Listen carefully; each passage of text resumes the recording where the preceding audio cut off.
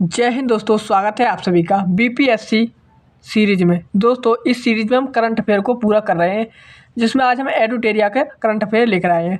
तो दोस्तों आज की क्लास में हम कवर करने वाले हैं एडुटेरिया बिहार करंट अफेयर। तो दोस्तों ये एडुटेरिया के लेटेस्ट नई मैगजीन आई हुई है, जिसमें जुलाई 2022 से लेकर जुलाई 2023 तक का करंट अफेयर दिया हुआ है।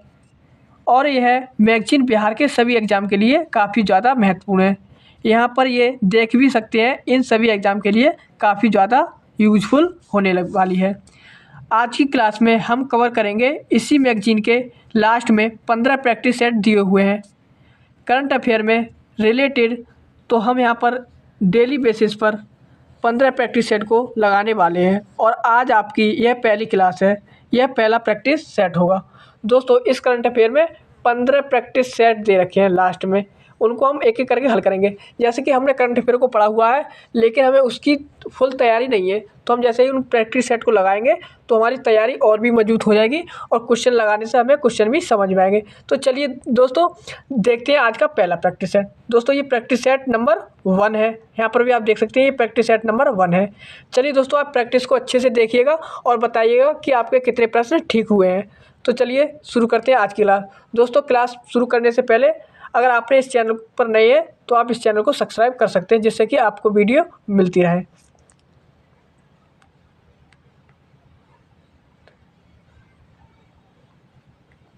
चलिए दोस्तों देखते हैं आज का पहला प्रश्न।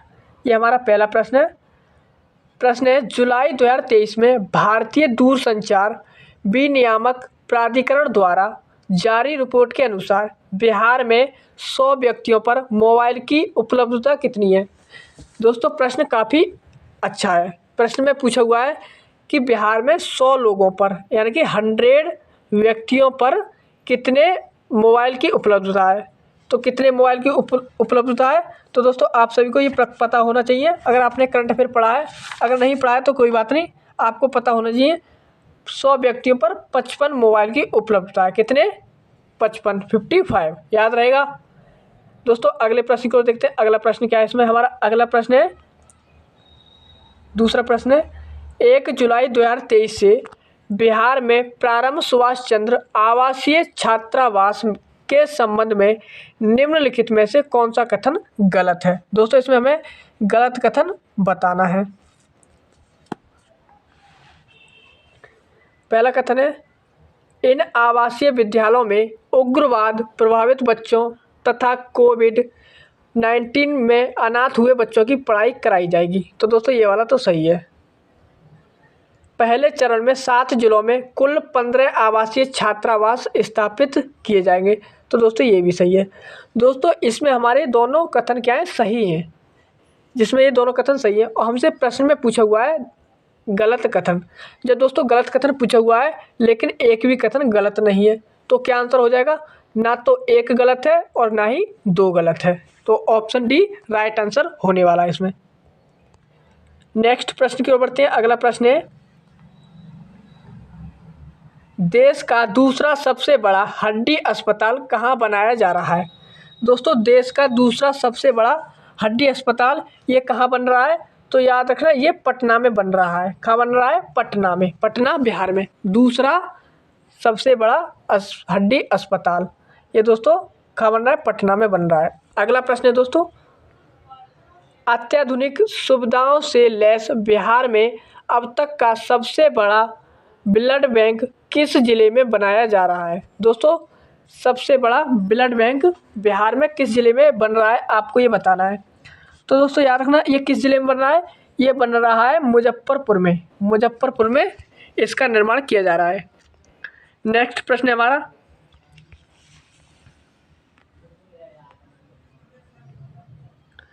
बिहार के श्रम संसाधन विभाग द्वारा बाल श्रम मुक्ति के क्षेत्र में उत्कृष्ट कार्य करने के लिए किस जिले के धावा दल को सम्मानित किया गया है।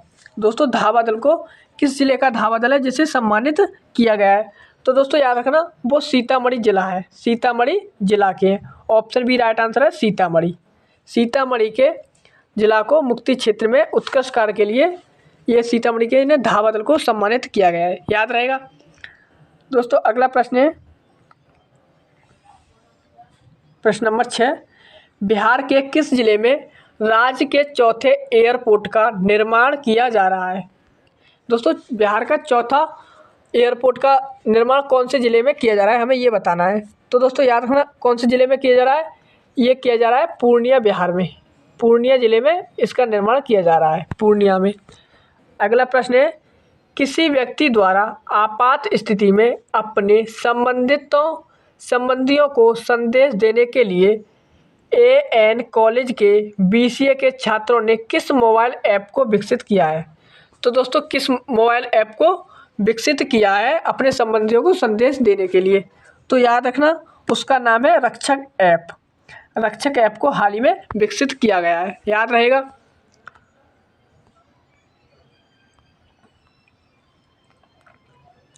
दोस्तों अगला प्रश्न है, केंद्रीय श्रम एवं रोजगार मंत्रालय की ओर से जारी रिपोर्ट के अनुसार देश में असंगठित क्षेत्र के श्रमिकों की संख्या में के मामले में बिहार का स्थान। दोस्तों बिहार का स्थान पूछा हुआ है, आप सभी को पता होगा बिहार का स्थान कौन सा है। तो बिहार का स्थान कौन सा है? इसका राइट आंसर है ऑप्शन बी, दूसरा स्थान है, याद रहेगा, दूसरा स्थान है। दोस्तों नेक्स्ट प्रश्न को बढ़ते हैं। नेक्स्ट प्रश्न है,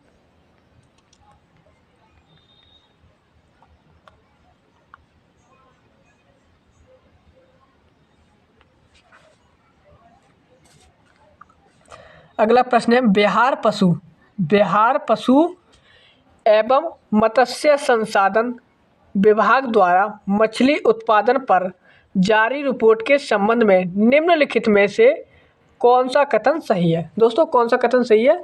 बिहार पशु मत्स्य संसाधन विभाग द्वारा जो मछली उत्पादन पर रिपोर्ट जारी की गई है उसके बारे में 4 कथन पूछे हुए हैं और पूछा हुआ है कौन सा कथन ठीक है।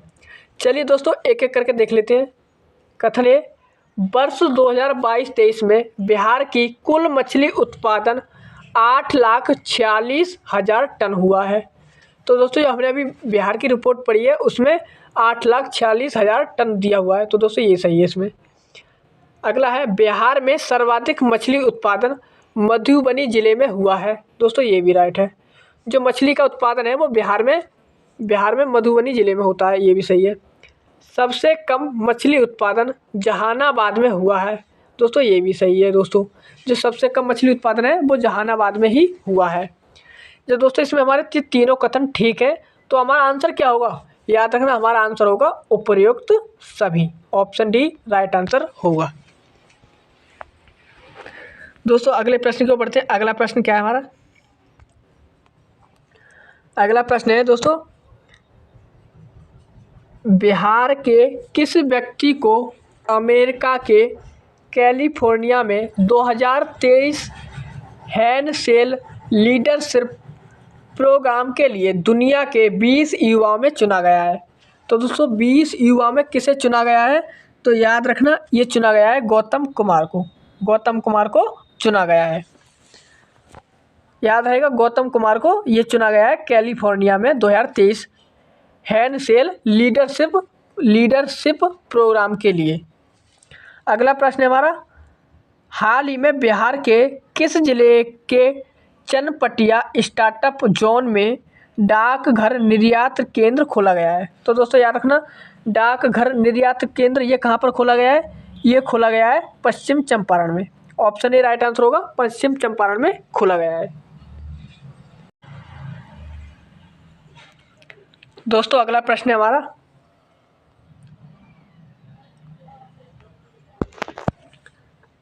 पीएम ऊर्जा गंगा पाइपलाइन के तहत बिहार के कितने जिले लाभान्वित होंगे? दोस्तों पीएम ऊर्जा गंगा पाइपलाइन इसके तहत कितने बिहार के जिले लाभान्वित होंगे? तो दोस्तों याद रखना, ये कितने जिले लाभान्वित होंगे?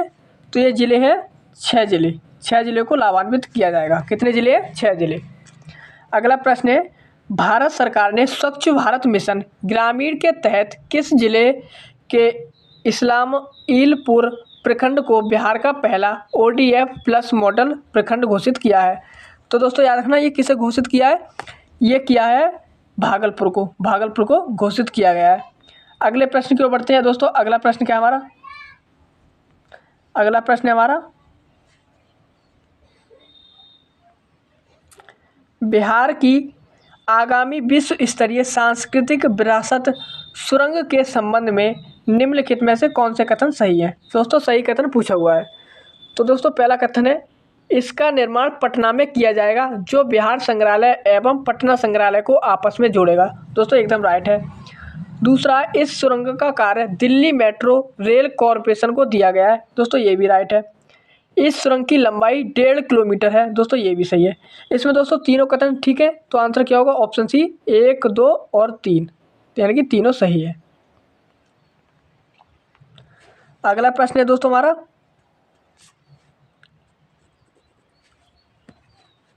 भारत सरकार ने बिहार के किस महत्वपूर्ण ऐतिहासिक पर्यटन स्थल को बेस्ट हेरिटेज अवार्ड प्रदान किया गया है?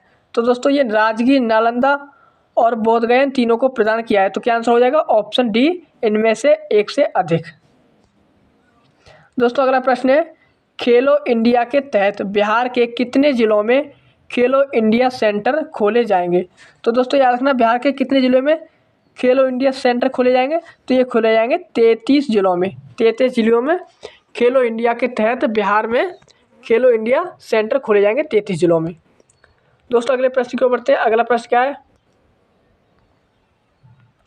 अगला प्रश्न है, टीबी उन्मूलन कार्यक्रम के तहत बिहार के 5 जिलों को पुरस्कृत किया गया, इस संबंध में निम्नलिखित में से कौन सा कथन गलत है? दोस्तों गलत कथन पूछा हुआ है।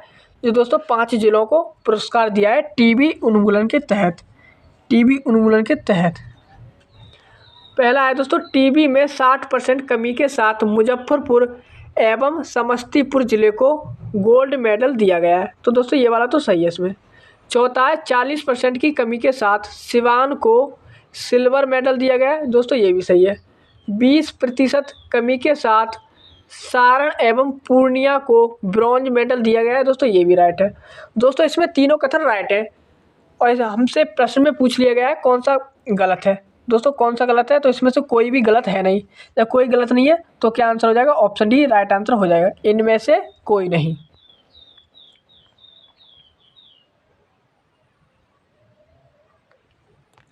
अगला प्रश्न है, हाल ही में बिहार के किस ग्रीनफील्ड एक्सप्रेसवे के लिए डीपीआर डिटेल्ड प्रोजेक्ट रिपोर्ट की अनुमति दे दी गई है? तो दोस्तों याद रखना, डीपीआर जिसे हम डिटेल्ड प्रोजेक्ट रिपोर्ट की अनुमति दी गई है। तो दोस्तों याद रखना, ये किसे दी गई है अनुमति? तो ये दी गई है पटना पूर्णिया को। पटना पूर्णिया को अनुमति दे दी गई है। दोस्तों अगला प्रश्न है हमारा, अहमदाबाद के साइंस सिटी में आयोजित राष्ट्रीय बाल विज्ञान कांग्रेस में देश भर के 16 बाल वैज्ञानिकों में बिहार से किसका चयन किया गया है? तो दोस्तों याद रखना, बिहार में किसका चयन किया गया है? तो ये किया गया है प्रवण सुमन का। प्रवण सुमन का चयन किया गया है बिहार से।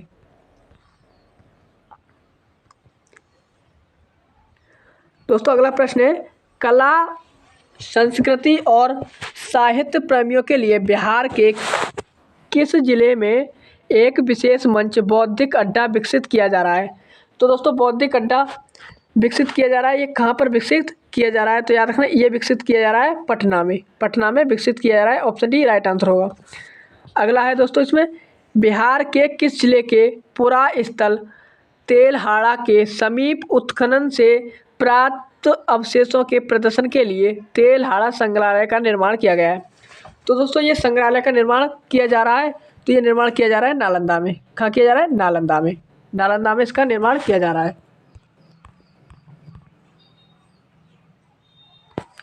दोस्तों अगला प्रश्न है, फरवरी 2023 में दिल्ली के विज्ञान भवन में आयोजित एक कार्यक्रम में पूर्व राष्ट्रपति रामनाथ कोविंद द्वारा किन्हें मरणोपरांत चैंपियन ऑफ चेंज अवार्ड से सम्मानित किया गया है? तो दोस्तों याद रखना, ये किसे सम्मानित किया गया है? ये किया गया है रामधारी सिंह दिनकर को। रामधारी सिंह दिनकर को क्या किया गया है? सम्मानित किया गया है। अगला प्रश्न है, बिहार के किस जिले के बावरचक गांव में राज्य का पहला स्मार्ट विलेज विकसित किया जा रहा है?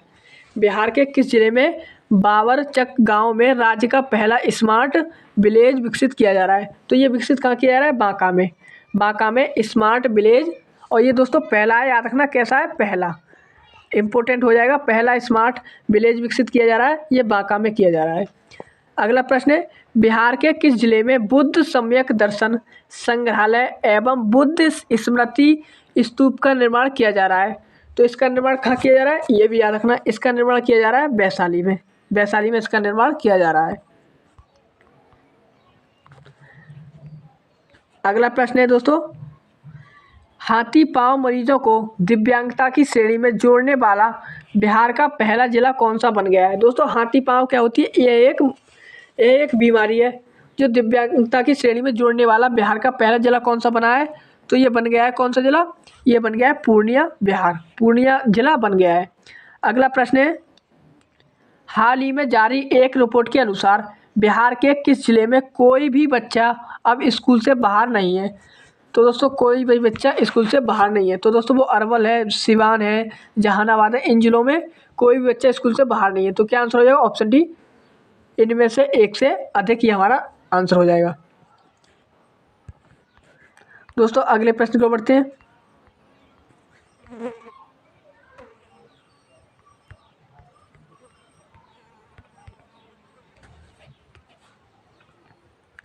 अगला प्रश्न है दोस्तों, सरकारी विद्यालयों में नामांकन में बिहार का कौन सा जिला 93% नामांकन के साथ शीर्ष स्थान पर रहा है?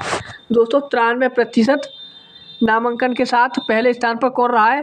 तो ये रहा है पहले स्थान पे सुपौल, सुपौल पहले स्थान पे रहा है। दोस्तों अगला प्रश्न है, केंद्रीय गृह मंत्रालय द्वारा जारी वर्ष 2022 के शीर्ष पुलिस थानों में बिहार के किस महिला पुलिस थाने को प्रथम 3 में जगह दिया गया है? दोस्तों याद रखना, ये किसको जगह दिया गया है प्रथम 3 में? तो ये दिया गया है किसको, ये दिया गया है अरवल महिला पुलिस थाने को, अरवल महिला पुलिस थाने को जगह दी गई है। अगला प्रश्न है, मुख्यमंत्री नीतीश कुमार ने 14 जुलाई 2023 को पुस्तक पटना खोया हुआ शहर का विमोचन किया है। यह पुस्तक किसके द्वारा लिखी गई है? पटना खोया हुआ शहर, पुस्तक का नाम क्या है, पटना खोया हुआ शहर। इस पुस्तक का किसके द्वारा लिखी गई है? तो यह पुस्तक लिखी गई है अरुण सिंह के द्वारा। किसके द्वारा? अरुण सिंह के द्वारा लिखी गई है। और दोस्तों नीतीश कुमार ने इसका विमोचन किया है। पटना खोया हुआ शहर है, अरुण सिंह ने यह पुस्तक लिखी है। अगला प्रश्न है, चंद्रयान 3 की सफल लॉन्चिंग में बिहार किन प्रमुख व्यक्तियों का योगदान रहा है? दोस्तों बिहार के किन प्रमुख व्यक्तियों का योगदान रहा है चंद्रयान 3 में? तो दोस्तों ये रहा है सुधांशु कुमार का, सुधांशु कुमार का योगदान रहा है। ऑप्शन सी राइट आंसर होगा। दोस्तों अगला प्रश्न है, स्टूडेंट क्रेडिट कार्ड योजना के लाभ के लिए निम्नलिखित में से कौन से पाठ्यक्रम शामिल हैं? स्टूडेंट क्रेडिट कार्ड योजना के लाभ के लिए निम्नलिखित में से कौन से पाठ्यक्रम शामिल हैं? तो दोस्तों याद रखना, इसमें कौन से पाठ्यक्रम शामिल हैं? पॉलीटेक्निक, बीएड और आईटीआई ये सभी शामिल हैं, इनमें ये सभी शामिल हैं। दोस्तों ऑप्शन डी राइट आंसर होगा, इनमें से सभी। अगला प्रश्न है दोस्तों, हाल ही में समाजवादी चिंतक रघु ठाकुर जी की पुस्तक का विमोचन पटना में किया गया है। दोस्तों पुस्तक का नाम क्या है वो पूछा हुआ है। तो दोस्तों पुस्तक का नाम है जाति प्रथा, जाति प्रथा पुस्तक है। समाजवादी चिंतक रघु ठाकुर, चिंतन रघु ठाकुर जी की पुस्तक का नाम है जाति प्रथा। अगला प्रश्न है, हाल ही में किसे केंद्रीय चयन परिषद का नया अध्यक्ष बनाया गया है? किसे केंद्रीय चयन परिषद का नया अध्यक्ष बनाया गया है? तो दोस्तों याद रखना किसे बनाया गया है, ये बनाया गया है एस.के. सिंघल को, एस.के. सिंघल को नया चयन परिषद बनाया गया है। ऑप्शन डी राइट आंसर हो जाएगा। अगला प्रश्न है, बिहार के किस संस्था को 6G पर शोध के लिए चुना गया है एवं उसे नोडल केंद्र बनाया गया है? दोस्तों 6G के शोध के लिए किसे चुना गया है? तो ये चुना गया है आईआईटी पटना, आईआईटी पटना को चुना गया है। ऑप्शन ए राइट आंसर होगा।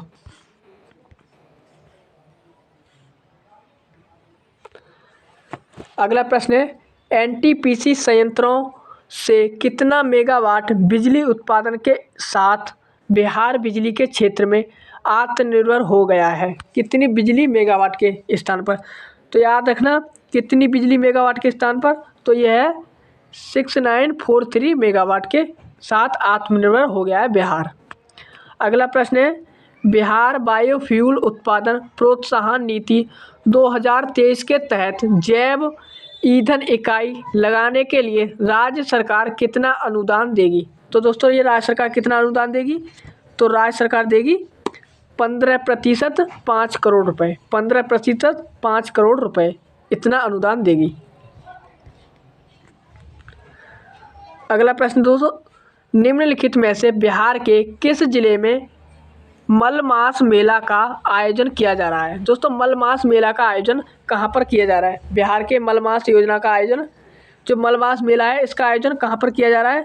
तो इसका आयोजन किया जा रहा है राजगीर नालंदा में। राजगीर नालंदा में इसका आयोजन किया जा रहा है। ऑप्शन बी राइट आंसर हो जाएगा इसका। दोस्तों अगला प्रश्न है, 10 जुलाई 2023 को बिहार में प्रारंभ राज्य स्तरीय वन महोत्सव के संबंध में निम्नलिखित में से कौन से कथन सही है? कौन सा या कौन से कथन सही है? सही कथन पूछे हुए हैं दोस्तों, 3 कथन दे रखे हैं, देख लेते हैं कौन सा कथन सही है। पहला है, इसकी शुरुआत मुख्य सचिवालय परिसर से पौधारोपण के साथ की गई है। तो दोस्तों याद रखना, इसकी शुरुआत मुख्य सचिवालय से ही की गई है पौधारोपण के साथ। इसका शुभारंभ मुख्यमंत्री नीतीश कुमार ने किया है, ये भी राइट है। पर्यावरण वन एवं जलवायु परिवर्तन विभाग ने प्रत्येक व्यक्ति को सरकारी नर्सरी से 5 पौधा निःशुल्क देने की घोषणा की गई है। दोस्तों ये भी राइट है। इसमें दोस्तों तीनों कथन राइट हैं, तो क्या आंसर हो जाएगा? उपयुक्त सभी। उपयुक्त सभी राइट आंसर हो जाएगा। ऑप्शन डी हमारा राइट आंसर हो जाएगा। अगला प्रश्न है, हाल ही में अटल मिथिला सम्मान सह बिहार विमर्श कार्यक्रम का भव्य आयोजन कहाँ किया गया है? दोस्तों अटल मिथिला सम्मान सह बिहार विमर्श कार्यक्रम का भव्य आयोजन कहाँ किया गया है? प्रश्न काफ़ी इंपॉर्टेंट है दोस्तों, याद रखना। इसका आयोजन कहाँ किया गया है? इसका आयोजन किया गया है नई दिल्ली में। नई दिल्ली में इसका आयोजन किया जा रहा है। ऑप्शन बी राइट आंसर हो जाएगा, क्योंकि दोस्तों ये इसलिए इम्पोर्टेंट है, बिहार विमर्श कार्यक्रम का आयोजन बिहार में नहीं हुआ है, नई दिल्ली में किया जा रहा है। ऑप्शन बी राइट आंसर हो जाएगा। अगला प्रश्न है, मुख्यमंत्री नीतीश कुमार के जीवन पर आधारित अतरंग दोस्तों की नज़र में नीतीश कुमार पुस्तक का विमोचन पूर्व मुख्यमंत्री लालू यादव ने किया है। यह किताब किसके द्वारा लिखी गई है? दोस्तों मुख्यमंत्री नीतीश कुमार के जीवन पर आधारित पुस्तक है। क्या नाम है? अतरंग दोस्तों की नज़र में नीतीश कुमार। अतरंग दोस्तों की नज़र में नीतीश कुमार पुस्तक का विमोचन पूर्व मुख्यमंत्री लालू यादव ने किया है। यह किताब किसके द्वारा लिखी गई है? ये राइटर का नाम याद रखना दोस्तों, इंपॉर्टेंट पुस्तक हो जाएगी हमारी। पुस्तक क्या है हमारी? इंपॉर्टेंट हो जाएगी। राइटर का हमें नाम याद रखना है। तो दोस्तों राइटर का नाम है उदयकांत। क्या नाम है? उदयकांत। अगला प्रश्न है नेक्स्ट, 10 जुलाई 2023 को भोजपुरी के शेक्सपियर भिखारी ठाकुर की पुण्यतिथि मनाई गई। उनके संबंध में निम्नलिखित में से कौन सा कथन गलत है? दोस्तों गलत कथन पूछा हुआ है भिखारी ठाकुर के बारे में, पुण्यतिथि मनाई गई उसके बारे में है। तो दोस्तों गलत कथन कौन सा है वो देख लेते हैं।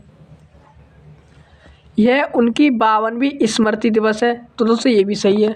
उनका जन्म 18 दिसंबर 1857 को सिवान में हुआ था। दोस्तों ये वाला कथन हमारा गलत है। इसमें क्यों गलत है इसको आपको हमें बताना है, कमेंट बॉक्स में बताना है क्यों गलत है इसमें। दोस्तों ऑप्शन भी हमारा इसमें गलत हो जाएगा। ये क्यों गलत है ये हमें कमेंट बॉक्स में इसका उत्तर आपको बताना है। ये आपका होमवर्क हो गया। दोस्तों आंसर क्या हो जाएगा? Option B.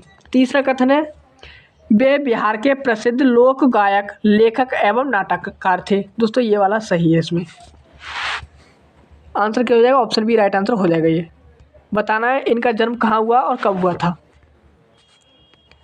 अगला प्रश्न है, हाल ही में जारी एक रिपोर्ट के अनुसार तमिलनाडु को पीछे छोड़ते हुए भारत में सबसे अधिक सूक्ष्म उधार लेने वाला राज्य कौन बन गया है? हाल ही में दोस्तों रिपोर्ट जारी हुई, तमिलनाडु को पीछे छोड़ दिया है। और जो सूक्ष्म उधार लेने वाला कौन सा राज्य बन गया है उसको हमें बताना है। तो दोस्तों कौन सा राज्य है? वो राज्य है बिहार। हमारा बिहार राज्य बन गया है।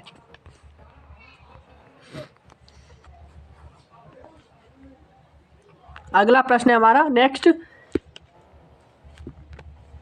जुलाई 2023 में शिक्षा मंत्रालय द्वारा जारी स्कूली शिक्षा सूचकांक के परफॉर्मेंस ग्रेडिंग इंडेक्स के संबंध में निम्नलिखित में से कौन सा या कौन से कथन सही है?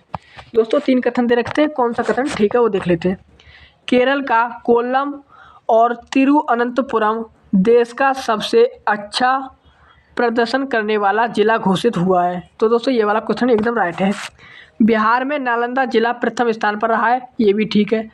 अररिया तथा सुपौल बिहार का सबसे खराब स्थिति वाला जिला है, दोस्तों ये भी सही है।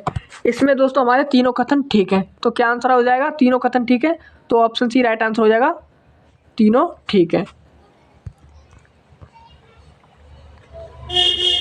अगला है दोस्तों 44, कर्नाटक में आयोजित 44वें राष्ट्रीय जूनियर ताइक्वांडो प्रतियोगिता में बिहार के बेगूसराय की किस खिलाड़ी ने रजत पदक जीता है? दोस्तों खिलाड़ी का नाम बताना है जिसने अभी हाल ही में रजत पदक जीता है। तो किसने जीता है? ये जीता है सुमन कुमारी ने रजत पदक जीता हुआ है।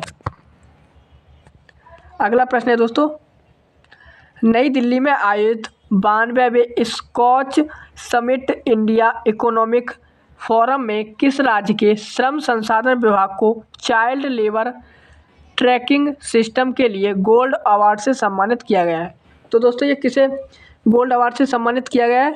ये सम्मानित किया गया है बिहार को गोल्ड अवार्ड से सम्मानित किया गया है। नेक्स्ट प्रश्न की ओर बढ़ते हैं।